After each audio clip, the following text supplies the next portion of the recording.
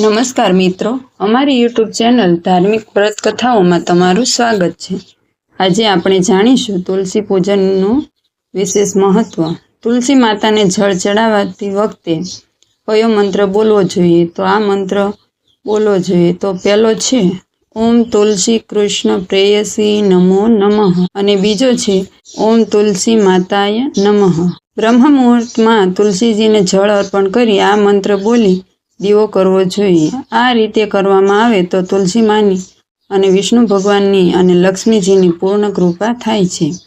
એવું કહેવાય છે કે જેના આંગણામાં તુલસીનો છોડ ન હોય તેનું પાણી પણ પીવું ન જોઈએ, ત્યાં ભગવાન વાસ કરતા નથી। તુલસીજીના 8 નામ આ પ્રમાણે છે ઓમ વૃંદા, વિશ્વપૂજિતા, કૃષ્ણ જીવિની, નંદિની, તુલસી, વૃંદાવિની, પુષ્પસારા અને વિશ્વ ભાવિની। આમ આ પ્રમાણે નામ બોલવાથી તમારા ઘરમાં સુખ સમૃદ્ધિ કાયમ માટે ટકી રહે છે। તે ઘરમાં ક્યારેય ગરીબી આવતી નથી। જો અમારો વિડીયો ગમ્યો હોય તો લાઈક કરજો, શેર કરજો અને સબસ્ક્રાઈબ કરજો। જય શ્રી કૃષ્ણ।